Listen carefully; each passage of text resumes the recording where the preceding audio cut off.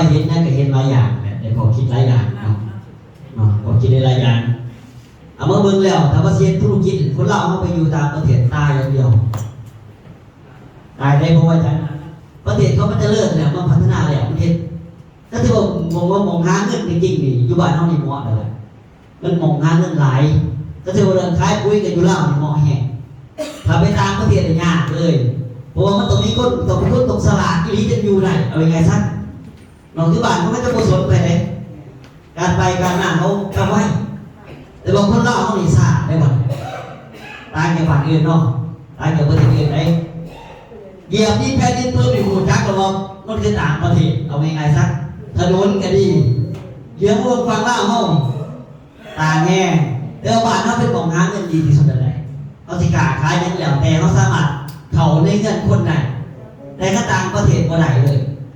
เขาต้องเก่งเขาต้องสมาร์ทต้องแบบว่าพวกมันต้องสูงแล้วนะน้องต้องสูงแล้วเขาเดินทางไปเที่ยวก็คือหลักๆน้องมันจะมีทีมงานไปทำการดี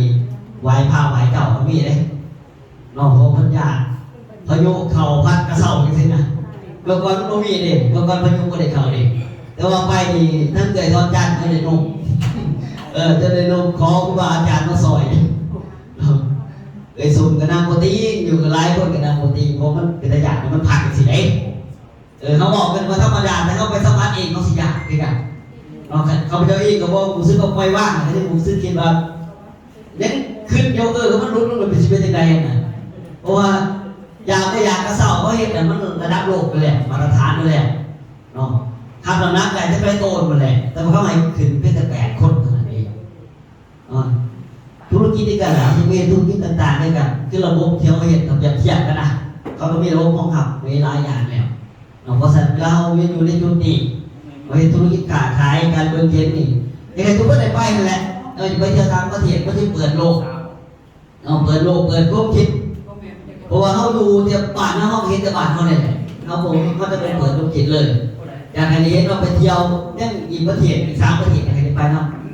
มาเลอินโดสิงคโปร์ใครจะไปไงมาเลอินโดสิงคโปร์เพราะว่าต้องเวียดนามกับไทยเนี่ยก็ยังว่าคักเกิดอะไรถ้าไปสิงคโปร์อีกไปมาเลไปอินโดอีกสกิดอีกแบบนึงเราคิดแบบนึงไอ้เขาไม่จะคิดว่าบ้านเท่าหรือเป็นคนหาเงินกันอะไรกันโอ้มันง่ายอยู่ต่างประเทศไหนต่างประเทศถ้าเซ็นธุรกิจจริงๆมันต้องขึ้นหลายแต่ก็หมู่หลายอีกเพราะว่าเบิ่งแล้วนี่คนขายปุ้ยง่ายที่จะล่าแล้วก็ไทยนี่ได้ยากกว่าเราพม่าก็โคเจียนี่แหละ3-4 ประเทศแต่ที่ง่ายไงแต่ถ้าเป็นเวียดนามเป็นเราเบิ่งหรือสิ่งนั้นเพื่อนพี่กันยากคนก็บอกยากคือบ้านเราไหนบ้านเราไปหาอย่างหัวจักหาแพงกันไหนที่เขามันบ่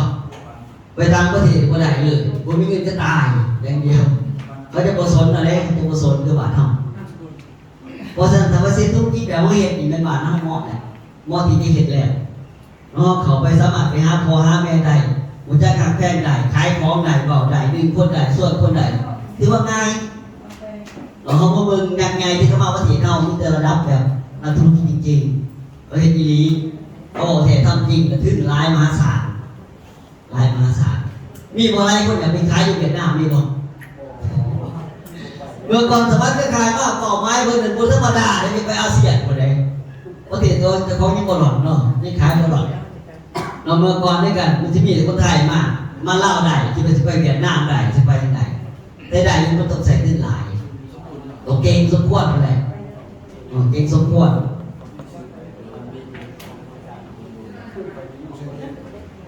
บ้านเราเนี่ยเราซ้ำไปประเทศไทยก่อนเราซ้ำว่าทีมงานไปซ้ำที่ว่าง่ายนะเราไม่ต้องคิดว่าไปตามประเทศเวียดมองมันมีหรอกบ้านเราไม่หรอก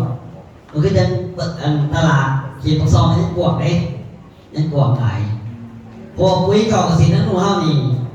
ลูกปักซองทำอะไรบ่ก็ไล่ทอปุ๋ยเกิดเองเพราะว่ามันมีหลายร้อยบริษัทที่เขาปักซองอย่างเดียวเพราะฉะนั้นมีโอกาสที่ตลาดหลายที่สุดตลาดหลายที่สุดเราคิดธุรกิจหรือค้าขายต่างๆหลายวันหลายมันคิดว่าทีมอะไรอีกวันนี้พื้นที่ทั้งบ้านทั้งแก้วมันก็มีหลายประเด็นหลายก็หลายอยู่แต่ว่ามันไม่ทิ้งห้องว่าไงซะเนาะแต่วันที่ใส่ปุ้ยมันมีหลายอย่างแหละแล้วเขาไปปุ้ยกระสอบที่เหลืองสีแดงมันมี ตัวเพราะ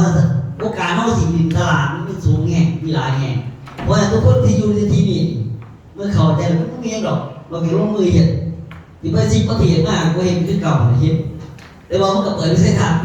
ให้เฮาได้เห็นต่างๆว่ามันเปรียบเทียบกับบ้านเฮากับบ้านเฮามันต่างกันแบบใดบ่เฮ็ดธุรกิจบ้านเฮากับบ้านเฮาตัวใดมันยากบ้านเฮาถือว่าง่ายสุดแล้วครับเขาจะเบิ่งตายไปอยู่กลางประเทศก็ตายเลยกินเขายังลำบากโอ้เบิ่งแล้วมันต้องใช้ต้นทุนความสามารถต่างๆมันต้องได้เนาะเอามาเบิ่งพื้นฐานได้จริงเป็นอย่างต่างประเทศว่ามาลงทุนเป็นล้านว่าเขาเห็นโอกาสหลายไทยก็เลยมาลาวโอกาสหลายอีกอย่างหนึงยิงบริษัทแบบนี้เนาะบ้านเฮาเบิ่งคนก็เบิ่งบ่ยากเด้แต่เขาไปจะเบิ่งบ่ยากอยู่ได้ดอกเพราะคนเราเขาสามารถบอกมันง่ายอยู่แล้วไปกินข้าวก็ถือว่าง่ายแล้วเป็นธุรกิจต่างๆแสดงว่าทุกท่านที่อยู่ที่นี่เนาะไปบนทุกคนเป็นบ่นี่บนทุกคนเนาะถือว่าดีแหละไปก็สิไปคนเดียวเอาทิ้งไปนำคนหนึงก็ได้เราบอกไปคนเดียวซึ่งซื่อๆเอาจริงซะไปบวชซื่อเอาทิ้งไปนำเอาทิ้งไปนำ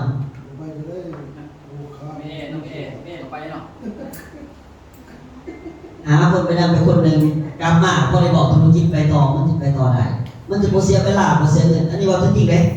แต่ไปเจ้าคนเดียวไปได้ก็ได้ผักบริษัทไหนบริษัทไหนผักไหนแต่ว่าเขาไหนยังบ่ได้เสียเงินไปถ้าได้สั่งยากเอาตามเขาไปที่เขาหาเงินติดบริษัทประจานเขาได้หรอกมันดันคดีเช่นนี้เขาลดหน้าได้ดิขนาดนี้กันได้หนึ่งมีประจานเขาได้ดิเพราะฉะนั้นเมื่อเขามาแล้วเฮ็ดจะได้อะไรเขาได้ประโยชน์ที่สุด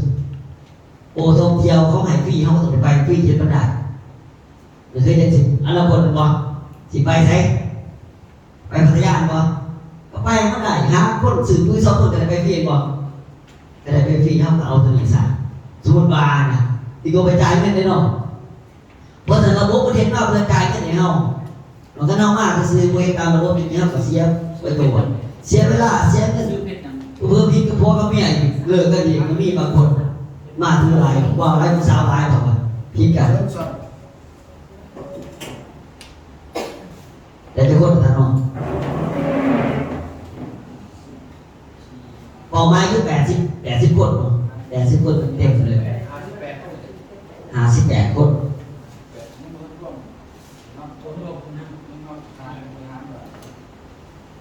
ร่วมเราแล้วพวกเดี๋ยวเป็นสิบทีนี้ก็เพิ่มอีกทีนี้มันสู้ๆจะแบบสิบเดิมไม่บนนอด80ปีแต่ทุกคนมาแจกทีมงานเลย58นะตอนนี้58ตัวซ้อนนี่เราทำไปเราสิบคนแบบเราสิบคนคณะบริหารกันรับเอาอยู่แล้วก็รวมเป็น80คนที่ว่าพอดีเลย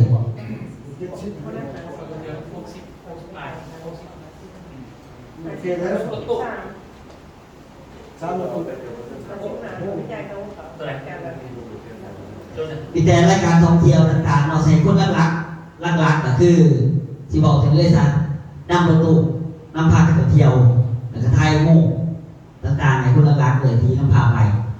เนาะเพราะว่าแต่ใครเขาเห็นบรรยากาศที่ตื่นเต้นว่าบางคนนี่อยู่เขตนอกเอาไงซะเขาไม่เคยไปอยู่ที่อุบลเนาะไม่เคยเห็นประเทศไทยแบบนี้เพราะฉะนั้นการไปสิเขาต้องเป็นคนที่ต้องผ่านทุกอย่างเลยเรียนประธานเราบอกกับเบื้องต้นไปถึงต่อกันเลยนำพาไทยโม่เนี่ยละเก็บตามไทยเขาสิทุกข์ใจแต่เขาเองไปไล่เถื่อนบางคนกระจมบอกว่าจะยกเกิดยกกองนี่กระจมเหมือนกันจะไปนะเพราะว่าไม่ขึ้นแบบนั้นอาทิตย์ละเทื่อเองนะอันนี้3 เดือนป่ะ3 เดือนเทื่อนึงอันนี้มันจมอยู่เพราะฉะนั้น3 เดือนเทื่อนึงเขาขวดว่าโต๊ะละเบอร์เป็นเกียร์หมดเกียร์งานลูกค้าเกียร์บางคนเลยเพราะฉะนั้นเขาไปแล้วเขาสิปวดเขาติดนั่นบอกเขาเปิดใจแล้วพวกเขาไปนะสำคัญคนนี่ตรงมีบรรยากาศนั่นแหละถ้าดูมีบรรยากาศแบบว่ากิจกรรมต่างๆก็เกิดได้เครือข่ายอาจารย์ขอถามอีกเรื่องหนึ่งนะครับเลยถามว่าทั่วเที่ยวเล่านี่ใส่จักรเนี่ยอยากไปเที่ยวโรงพยาบาลทั่วเที่ยวเล่าต้องไปตั้งมาก่อนนะสมัครอะไรเป็นยังไงตอนนี้ปรึกษาตัวนะประธานครับคือว่าผู้จัดการสาขาคือว่ามันมีหลายคนนะอยากไปเที่ยว ลุงพบาทแล้วเขาใส่ปุ๋ยจากต้นต่อคน ต้องไปคิดเดี๋ยวประธาน ว่าทำไมคือจ่ายอยู่จัดเนาะ แม่ก็จะ จ่ายไปโรงพยาบาล โรงพยาบาล เอาเฉพาะที่เดี๋ยวที่ เฉพาะคนผู้ป่วยนี่แหละ เนี่ยพวกนี้เขาจะนำบริษัทยังกูก่อนเลยไปนำเราเนี่ยเราก็จะไปยิงบริษัทเราไปเนี่ยแล้วเกินนั่นขึ้นมากปุ๊บผ่านแล้วมันกรอบดิประมาณนั้น แต่ว่า โอเคมองประธานเป็นยาวเลย โอเคเดี๋ยวจะคิดไหน ก็คือบอกนี่ก็คือเสนอเลยนะเพราะว่าในผ่านไปก่อนนะว่าจากไรเราเป็นเพราะว่ามีคนนะต้องการอยากไปโรงพยาบาล ที่ยังต้นนี้เขาพยายามได้คิดไปเนาะว่าไปโรงเรียนของโรงพยาบาลแต่ว่าการให้ประธานไปคิดลงมาว่ามันถึงจะโตเอาจะ2 ประตู 3 ประตูถ้ามีลายกับเพิ่มไปอีกก็ได้ เดี๋ยวซื้อเบอร์ แต่เบิ่งถ้าไปเที่ยวต้องไปสวมประมาณเดือนที่1บ่ที่2บ่ เอาเป็นเดือนที่3 ที่3 เพราะว่าขายกาแฟแล้วมันได้เงินเท่าไหร่แล้วก็ซื้อเครื่องปุ๋ยไปเกี่ยวน้ำเขาบอกอีกเดียวนี่ว่าบริษัทเท่านี้มันกับบางส่วนนะไปปลาย มันค่าใช้จ่ายไปโรงพยาบาลมันซ้ำไปสิงคโปร์ สูงไหน ซ้ำไปสิงคโปร์เขาก็เลยเลือกสิงคโปร์นี่เขาเลือกโรงพยาบาลเท่าไหร่ไง เพราะว่ามันมีเอ็กซี่เพราะว่าการทำพาสปอร์ตบางคนมีเขาเสนอมาเขาก็เลยเสนอเกิดว่าเสียจังได ได้ผมก็อยากเอาเดิมเทนโปนะแต่ว่าถ้าว่าเขาเมืองมันจะมดจะคนเพราะว่าเวลาเขาไปมองนอนกับเพกไปวันนี้ไปทั้งยนต์บ่หรือไปทั้งรถมันมีเสียงไงทั้งรถดื่มรถแพกมีทั้งรถกับเตรียมทางกายไปนอนจะขึ้นสินะไม่ใช่ ถ้าไปทั้งรถนี่ก็ลำบากเลยถึงเราเข้าใจทางเราถ้าไปทั้งยนต์นี่ก็คือว่าเปิดอีกอย่างนึงนะคือว่าดีอีกอย่างนึงคนบ่เคยขี่ยนต์ก็ขี่เนาะบางคน เขาไปปีนั้นขายเงินจาก100,000 บาท 700,000 เนาะไปกลับหลานสิ ก็ประมาณจะเรียกไปโรงพยาบาล ไปเรียกไปโรงพยาบาลนั่นแหละ 6,000อีกค่ะ 6,000 ไปกลับ 6,000 มันก็แม่นแหละไม่ว่าของ คือปัญหามันก่อนสิว่าจะโรงพยาบาลเป็นยังบอกเพราะว่าถ้าจะโรงพยาบาลก็ไปสิงคโปร์เท่ากันใครใหญ่แม่เพื่อนเลยเท่ากัน เนี่ย ส่งไปสิงคโปร์ดีกว่า เข้าไป โคดีกว่า โรงพยาบาลนะ ไปสิงคโปร์ดีกว่า ถ้า ท้าย ว่าที่มันอย่างว่าซักขี้กันไปสักรถตู้นึงก็ต้องเบิ่งมารถตู้ที่เขาจะไปเนี่ยมันเอาอย่างไรต้องเบิ่งค่าใช้จ่ายไม่ใช่นะ ผมเบิ่งค่าใช้จ่ายเป็นสามารถสรุปว่าเป็นตัวจังได๋ เพราะว่ามันมีเสนอมาในโรงพยาบาลก็ว่าเรียกนะว่าตัวไรค่าใช้จ่าย บางอย่างน้อยกว่าอยู่แล้ว บางอย่างมันน้อยกว่าอยู่แล้วบางอย่างมันน้อยกว่าบ้างนี่ว่าอยู่แล้ว เพราะว่าลูกค้าซื้อปุ๋ยแล้วเท่าไหร่ยังเขาเลยบอกว่าอะไรไปเที่ยวเรื่องเกี่ยว เอาจริงๆมันมีวิธีหนึ่งก็คือเฮดโปถาไปแล้วเขาเอารถตู้มาไปเองอันนี้สิประหยัดกว่าแต่ว่าไปกับเจ้าเป็นทีมเขาดีเป็นทีมได้ป่ะประมาณนะแต่ว่าวางแผนเอารถตู้ไปเองสินะเราคืออันนั้นสิได้ได้กว่าแต่มันก็ยากมองเอาใส่เครื่องอีกเนาะมันสิบ่ครบ10คุณนะอยากเครื่องเลยนี่แต่ในคนบ่ได้เครื่องนี่นะ เลยจะกดบ่ได้เครื่องคือเขาอีก บางทีอยากให้ก็ใส่เสือค่าขี้ไปเลยเพราะว่าเพิ่งแก่ถึงซื้อใหม่มันจะประหยัดเงิน คือไปโรงเรียนแล้วเนี่ยเขาจะไปโรงเรียนนะถ้าโรงพยาบาลมันต้องมาเป็นเรียกแบบตรงนั่งรถไฟไปไปก่อนคุณถึงเช่ารถอีกโอ้ไอ้ถึงเช่ารถอีกได้ไม่มีเช่ารถ นี่ได้ที่ทั่วไป นี่เลยพระท่านไปเรื่องมาเจอท่านเด้อมาอันสุโข ว่าเขาไปแย่มันนึงไปแย่มันจะมาทำได้ เนี่ย ไปหอดเด้อ กิจกรรมสำคัญตัวท่องเที่ยวสำคัญไง เรียนใจใหญ่เดี๋ยวสิเบิ่งราคา2 อันสิเอาโรงพยาบาลเขาเนี่ยเขาเรียกไกลอยู่หรอก ขี่นุ่งถือตัวนี้ขี่รถถือตัวนั้น เนี่ยเลย สอบตัวใดเที่ยวส้มทุกตัวนั้นวันนี้ไปโรงพยาบาลตัวใด เพราะว่ามันหนักเขาบอกอันนี้เขาเอาเมียลงมา พวกนี้เพื่อนไปก็เนี่ย บอลเที่ยวร้ายเลยคนเนี่ย คนมันกิน โทรไปบอกคืออยากไป ให้เข้าไปที่โทรโทร เถื่อน เถื่อน ยอดเขามีเงินแต่ว่าเขาอยากได้ว่าซื้อปุ๋ยอะไรเกี่ยวนี่นะเขาเลยถามว่าหลวงพ่อว่ามีบอเขาถามมากก็เลยมาถาม เพราะว่ามันคือกับที่จริงนะอะไรวะ ตัวเมื่อจากที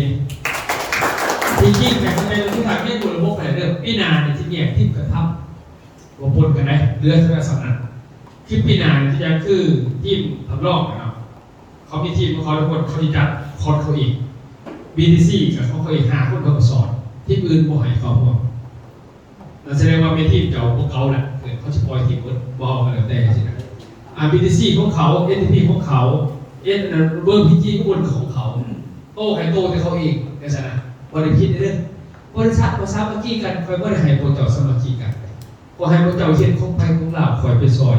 นี่คืออย่างเรามีความคิดเรื่องการเที่ยวแล้วที่ก่อนเนี่ยว่าไม่ต้องเปลี่ยนเลย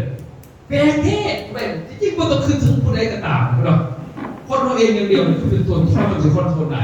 คนอื่นเป็นไปมันตีกันอย่างเดียวแล้วมาบอกพื้นตัวอีกเอาพวกมันไปให้เตะเลยอยากเข้าไปบอกฉะนั้นคือมันต้องเฮ็ดของตัวเองเดินตัวเองแล้วหายของบริษัทนี่ที่ส่งเสริมแต่ละที่เขาจะต่างเพศนี้มากเพราะจะไข่ตัวโตเพศเก่าใกล้มือหนากับบางมีของตัวเองกับเพื่อนตัวเองก็เราจะโตได้นะมันจะคล้องอุ้ยใช่ไหมเป็นเพศประวัติเป็นก็ขายมาไหมขอจุบสักกรรมว่าเซ็งเพศของเราที่อันนึงของประเทศประยุทธ์เจซี่กับเพศของเราเขาไม่ได้จะเอาพี่บาทพี่โบเป็นมาผลเป็นมาเมมี่พอได้มาวันนั้นแกเกือบชนะแล้วขอเขาบอกมาซึ่งมาพูดว่าขอเขามีประโยชน์ดีมันเหี้ยมันขอเอาวิชาคอยแล้วก็เป็นครูแข่งกว่าดีอันนี้พอเขาอยู่อย่างเนี่ยก็จะว่าเขาเป็นประธานบริษัทภาคประเทศเขาต้องเป็นบริษัทอื่นนี่มันจะมีเจ้าของทะเบียนมายืนเป่าอยู่สิบอกมันไม่มีเลยก็ยังมาคอยเขาคอยเก่งคอยจะพาดประเทศชื่ออะไรประมาณเขาจะจับเบิร์ดก็เราเป็นบริษัทหอกเป็นมันจะมีเดี๋ยวนี้เจ้าเฮ็ดเองตั้งหนักไหนที่เจ้าจะบังคับสอบเองหาคนที่อื่นนำทั้งการเขาจะผิดกันแต่บริษัทที่ไปเบิ่งเนี่ยเขาไม่ได้ให้มันวนวายกันในพวกเขาเลยสบายมันดีแล้วแต่ขยะสีเหลืองขันเหลืองเปิดกับสีบนโตมันสิบนใหญ่ก็เลยว่าเขาคือบอกคิดเองแล้วหนักนะคือไม่เขาไปเจ้าเลยเขาไม่มาอยู่ที่วงไฟเขาบอกก็ต้องเป็นของบริษัทเนี่ยคนไม่สมาพัฒน์ของเราเขาไม่นั่งเบิ่งงานเขาส่งหลอกเขาเห็นเองเขาคิดเป็นขึ้นมูเนี่ยแต่นโยบายเขาชัดเจนมีงานเขาลงมาประทานรถกันไปคอยมีงานแอดมินใน2 เดือน4เขาลงไปยัง4เขาจะขึ้นแพทย์4ไปไหนเขาจะลงอีกเขาจะจัดที่เขาได้เงินมาประชุมในทีมงานเองเป็นเราเสียคนเราจะลงอย่างนี้เนาะแล้วเขาเสนอไปทำประธานเพิ่นก็จะมาผ่ากันเห็นมาบอกคนเด็กนั่งถาเทวาเพราะเขาได้ผิด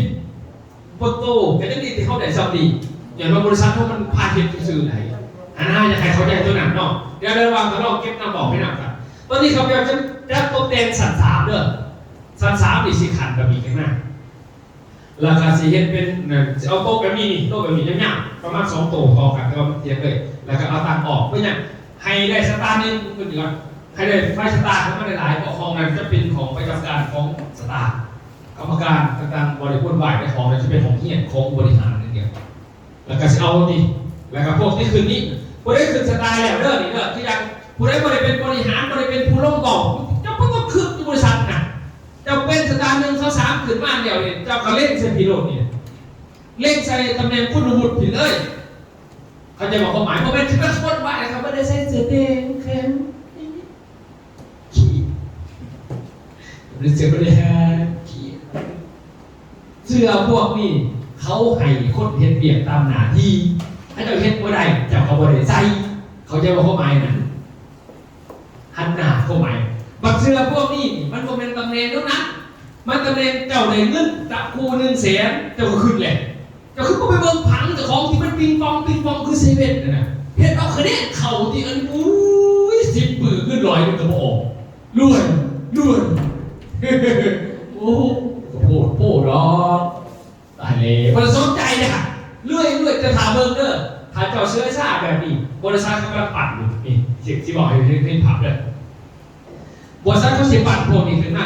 เขาเสียอุ้มพวกนี้มันเป็นดินให้ยุสันตาแต่พวกมีสิทธิ์แต่ตอบในแต่พวกขึ้นเกลือเขาก็ลงพวกนี้เขาพยายามจะอยู่ที่พวกนี้จะลุงปึ๊กกับมีดขันลอกลงมาอีกเราดูแลต่อคณะดูแลต่อเนี่ยไม่ขอนเข้ามาแต่ละขันมาให้พ้นกันเองห้องนี้คล้ายมากจากของสตูก็ต้องพูดกับลายตรงนี้จะเบิ่งไฟเข่งหนักเลยเพิ่มมาไล่แต่เล่นไปเถอะแล้วก็ ขายออกมาเพื่อมันจะเป็นโต๊ะได้มากนะครับมันจะมีจอขึ้นมาเนาะเพื่อเนี่ย เพื่อให้ ตำแหน่งคอนเทนต์กับตำแหน่งบริหารกันเนี่ยเขาอยู่ไปจำกัดนะครับเฮี้ยนไปถึงเฮี้ยนรับประทานนิดเดียวนี่พวกคืนตำแหน่งเนี่ยใครต้องมาคืนที่เธอก็เรียกเจ้าแล้วจะไปอยู่ชั้นน่ะเขาจะต้องลงทุนโต๊ะแบบนี้เบื้องตามห้องเนาะแล้วก็จอใหญ่ๆสินะพี่จอใช่ไหมสีเห็นดูสันสันจะห้ามไม่ใช่สิจะเอาไปสุ่มสภาพอย่างเดียวเลยสภาพพัดโคราช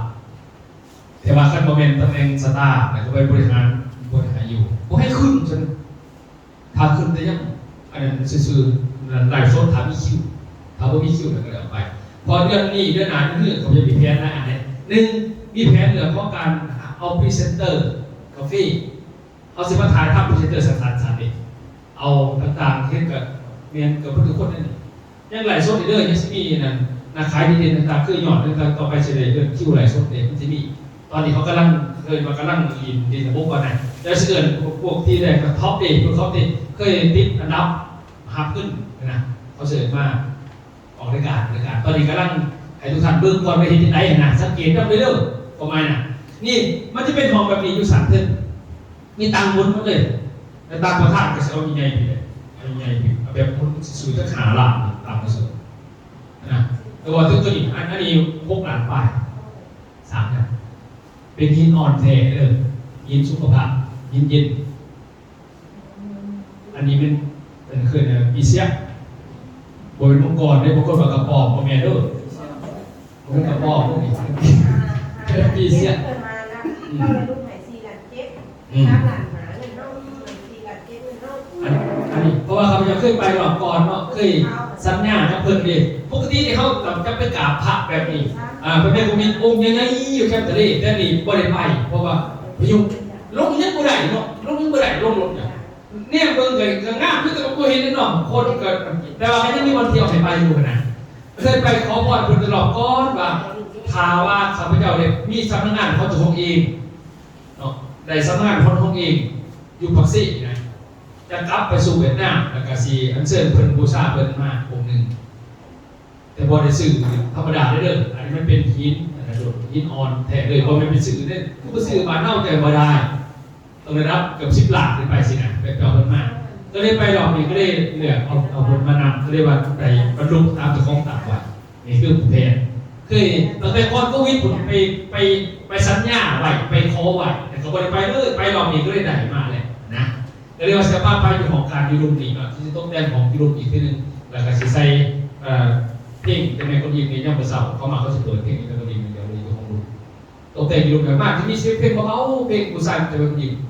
เขาจะยูรุมเด้อถามว่าเราเป็นสิเปียนแบบนึงโคเขาจะเปียนนะมันบอกให้โคเพราะว่าเอาสิ่งถึงสิ้นลงเองมันจะมีขอของเราตกแต่งสัตว์นี่ก็ถือว่าสมบูรณ์สัตว์ลุมสมบูรณ์สัตว์ถึงสมบูรณ์แล้วไปนำซ้ำรอบนี้เขาจะไทยผมที่นี่เด้อนี่ฟ้านะหมายว่าทุกคนที่ไปเนี่ยเขาสิไม่ไทยผมรวบเลยกันเขาสีมาให้หาเพิ่มอีกออกมาเขาเต็มฟ้าเลยแสดงเขามาหลอกหนาเขาสีเห็นอย่างสีแต่การสั่นตึ้งแต่สีมีการตกแต่งแบบเป็นสีเนาะแต่ว่าในฟ้าเลยนะต่างๆกันนี่ฮะ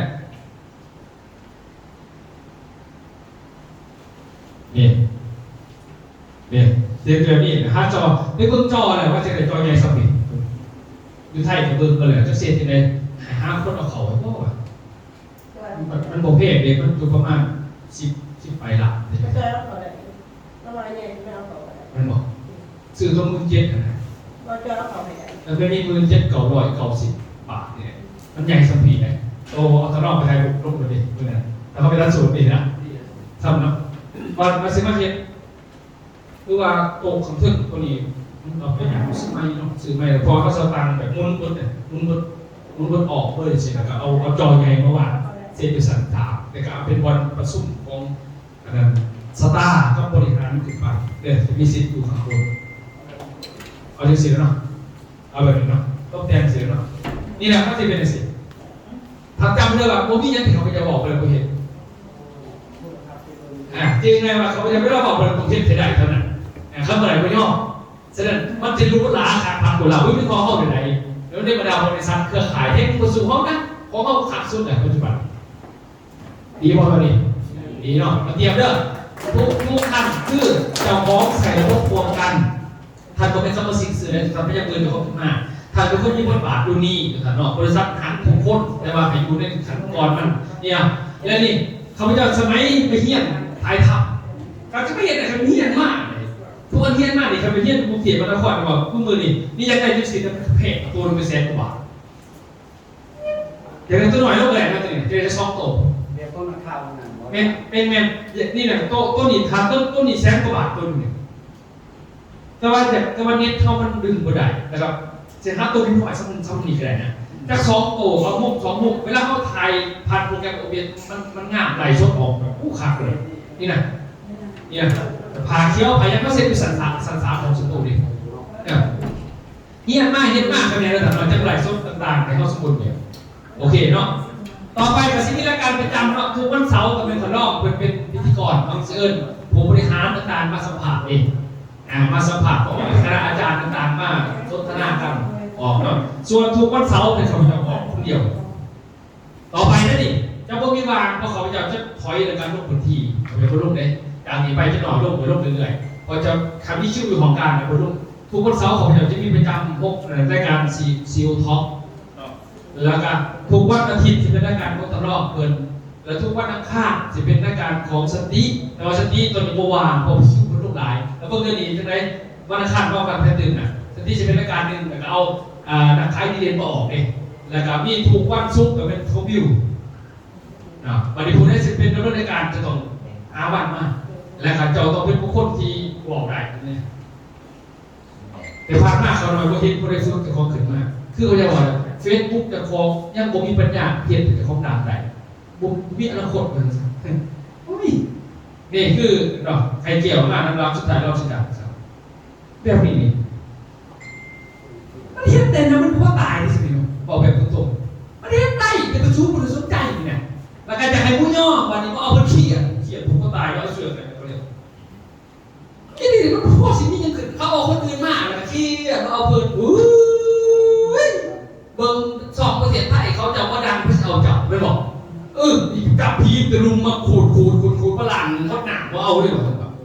เจ้าต้องเห็นกระโคงนี่ปัญญาแค่โทรศัพท์จะคล้องประทับ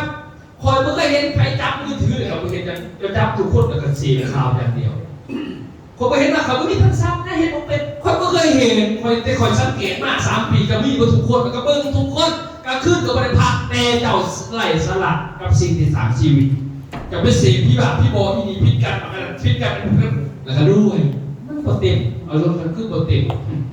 แต่เรามีแผนเด็กมีแผนคือวิทยาศาสตร์มีแผนบัดในชีวิตนี่ผมมีตารางนิ้วเนี่ยเห็นอีกนะครับเนาะแสดงว่าผลออกมามันสมควรที่มันมีผล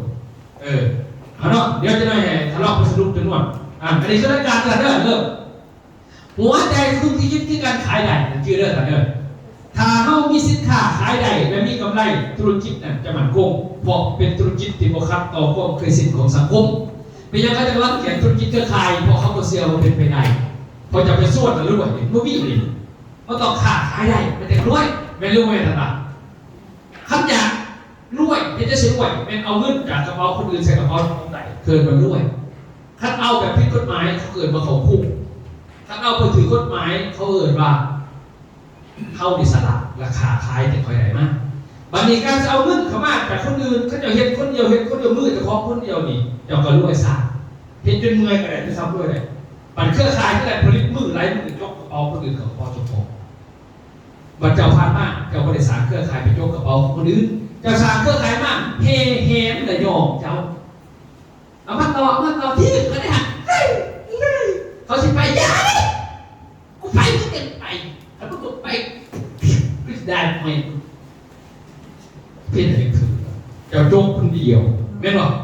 เจ้ามือจะของโจกคนเดียวเขาไปเชี่ยแต่ใครเขามันก็มีเจ้าต้องใส่มือเขาลอยมือพักมือโจกกระเป๋าจากคนอื่นมาใส่มือกับผมเจ้าได้น้อยนึงกับยามันเขาเอิดแบบเครือข่ายอันนี้ก็ไปหามือเขาขันตัวเดมือไปตัดมือเขามันมีหลายสำเร็จอันนี้บอกให้ฟังคือความจริงต่างเข้าใจว่าสนั่นเข้ามาด้วยจะต้องเอาเงินมูให้ได้คันฟึกจะขอเต่าจนปากก็จะสีบ่ได้เงินเขามากเขาเอิญว่ามึงเหมือนขี้ทุกข์แล้วก็จะทุกข์ไปตลอดเพราะว่ามึงเติมน้ำมันไปดิไม่หรอกกิ กินเขาอยู่ข้างนอกย่อใจเขาเมื่อหนาเขาchỉสึกว่าจะได้จะต้องฝึกปากแล้วคบเก็บเงินมาให้ได้คำว่าสางเครือข่ายสางไผ่สางเขาก็ต้องไปเอาเงินคนอื่นมาได้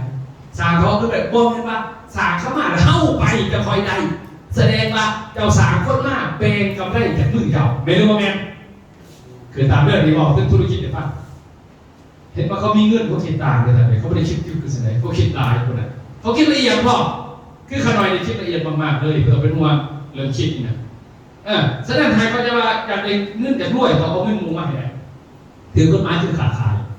คันที่จะเขาเห็นคนเดียวในเงินเขาเก่งสุดยอดถึงแล้วแต่จะซื้อรวยมหาศาลขึ้นมากกว่าได้เพราะว่าเจ้าบอลได้ผลิตมือคนอื่นไปจับต่อ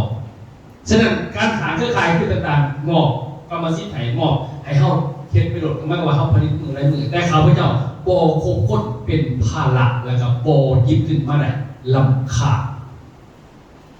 คอยก็บริยังเพื่อบริยังมาบอกเพื่อนผู้หญิงว่าไปกินน้ำไปเห็นแต่ยังไม่ไปเห็นอีสันหรอกนั่งเลยด้วยพ่อยที่นั่งคือก็ยังไปอยู่เวียนหัวมาเธอยังมาประชุมต่อไปหรอกผู้อื่นก็ต่ออีกเรื่องเถื่อเขียนบทอีกจะมาจักโคตรเขาจะมีไม่มาอยู่คอมตื่นมาเขียนคอมบทจะมาจักโคตรที่จะบรรยายว่าเสาสิติจะว่าเจ้าหัวขอคนเป็นคนเขียนคนเดียวก็ท่านเขียนทั้งอันทำตอนนี้เป็นตาตายบางคนแบบบางคนอยากเป็นก็เลยผู้ให้หัวขอหนึ่งนะช็อกตายคือเบียร์เขาจะตื่นมานั่งคอมเนาะแต่ส้นซ้ำเนาะเขาโคตรเนาะเบียร์เนาะตื่นมาสว่าเมียว่าเข้าใจขี้ขาดไม่ใช่ใครเห็นนี่ผมอยากเป็นตัวเห็นเราหนักเนาะไปเห็นเด็กผมเห็นตัวโตขึ้นอยากเป็นเนาะมันเข้าบริเวณเฉยตื่นแม่ที่เขาไม่ตื่นเขาได้เป็นสินะอาจารย์เนี่ยเห็นดีให้คอยไปคอยจะไปเองเดียวจับมันไม่ได้ยากดิเป็นตลาดเป็นบอกเอาเงินหนักเป็นบอกจนมากเขาเห็นได้หมดเลยแต่เรียกคอยต้องให้เร็วเลยแม่เหรอบอกไม่ใช่เด็กเลยฉะนั้นเรียกทำไมมันเหมือนว่ามันเป็นน้ำมาถามที่เจ้าปัญญาเจ้ามันบุถึงเดี๋ยวเขาจะว่าเมื่อนั้นมาคอยมาตามเนี่ยเจ้านี้ออกจากเงื่อน3 นาทีเขาเลยมา3 บทขอเป็นไหวใครแล้วบ้านี่คนแต่คนมาอยู่เงื่อนนะอันนี้ก็จะพิบบอกเพื่อนคนมาอยู่เงื่อนเขาสร้างหมดเขาเดียวเขามาเร็วนะครับมาเบิ่งเขียนเลยจะได้ปันอ่ะเขามีโค้งไว้ดี10 กว่าปีก็มีเบิ่งเขาทำให้ผมไปเห็นคือคอยเริ่มต้นตายเลยว่าเจ้าไม่ได้มีสมองคอยดิฮันนะเสร็จแล้วเนี่ยเขาไปจอดตื่นมามีคนเทกาแฟกินเขาคอมพิวเตอร์นั่นก็ต้องบอกเขาเรียกเขาให้เบิร์ดเมื่อมากเขาเร็วเลยมันจะเรียกใครก็ไม่เห็นก็ได้ไปจ้างจะ100 ล้านก็ไม่เห็นก็ได้เขาอยากไปยุ่งกับท่านเนี่ยเขาจ้างจะ100 ล้านนะเขาบอกเจ้าพ่อมาเฮ็ดเป็นสิ่งผู้ไหนจะได้ไม่เนาะผู้ใดเนาะผู้ใดเนาะผู้ใดมันคนละอันกันเลยเขาไปจะใส่เครื่องมาใส่สมองเอาความบอดเป็นเงินแล้วที่พวกมึงใส่แห้งก็คือการฉะนั้นมันบอกคุณค่ามันคนละอย่างเขาจะเฮ็ดเปียกคือดูมาได้คือการตื่นสามารถฟูพื้นบ่เป็นไงบ่จักเข็ดตายเป็นผู้ซื้อหน่อยถ้ากินเองบ่เป็นแล้วก็สิตายง่ายนี่เนี่ยกลัวไข้ก็บ่เป็นที่นั่นก็บ่เป็นก็สิบ่ถึงบ่จักบ่เคยเห็นบัดเคยจะสิหาเงินละล้านขนาดมันเก่งเห็นนะเขาจะจริงแบบนั้นฉะนั้น10 นาที20 นาทีเขาจะเฮ็ดได้หมดในคอมพิวเตอร์ออกมามึงไปสอนได้เลยแต่ว่าให้อยู่คนเดียวได้ถ้าอยู่หลายคนว้าวข้าว้าวไอ้ยอดเป็นก็นั่งว้าวก็ยอดเป็นแก่อยู่เลยบ่เรียกได้เวียกนะวันนี้ว้าวไปเอาต่ออีกก็อยู่หั่นเลยข้าว้าวอีกแต่ขั้นมาได้อยู่คนเดียวมิดไปนึงก็เป็นแบบนั้นคือเรามันเก่งคนละอย่างกันนะเห็นหรอนอกจากนั้นใครเข้าใจนั่นแหละเด้อใครเข้าใจว่าบางคนมาเป็นยังบางคนขายแพงมันขายได้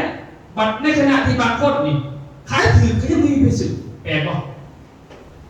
ขายถือที่แท้มันคือโบเป็นราคาตลาดเด้อพวกนี้โบมีท่าคนเท่านี่ซื้อรวยมันมีกำไรอะไรไม่หรอถ้าไปขายปุ๊บมีผู้นั้นราคามันตัดลงเป็นราคามึงดีเลยแสดงที่เห็นในการลงพื้นที่พยายามฝึกจะเขาเห็นเก่งเลยเห็นเองเด้ออย่าไปพึ่งพาผู้ใดเมื่อเขาไปจอดเห็นทุกเรื่องเพราะว่าจะเป็นเรื่องในการฝึกเห็นเองบ่ให้พึ่งพาผู้อื่นเดี๋ยวเขาจะเป็นคนมีเงินพอแต่เขาพึ่งพาเขาจะมีเงินเดือนเขาได้ยังไงแม่รู้ไหมเขามีปัญหาเลยเพราะว่ามันเองมันจะเอาของเขาพอท่านบอกว่าเขาไปเอามันเอาคนเราตื่นเลยแล้วมันระว่าช่วงเดือนก่อนเมวาชนะใช่ไหมเราอยากลงพื้นที่เป็นเนี่ยพยายามเอาพวกนั้นไปบอกเขาว่าจะเอาไปได้เมวาชนะแต่เวลาเมขี่รถกับโบเป็นเปอร์เซ็นต์โบเป็นแต่เมกลับมาบ้านปุ๊บเขายักกับผู้ได้สื่อเขานำกับเพื่อนเมเสียคนดุขาเมซื้อได้ดีวะ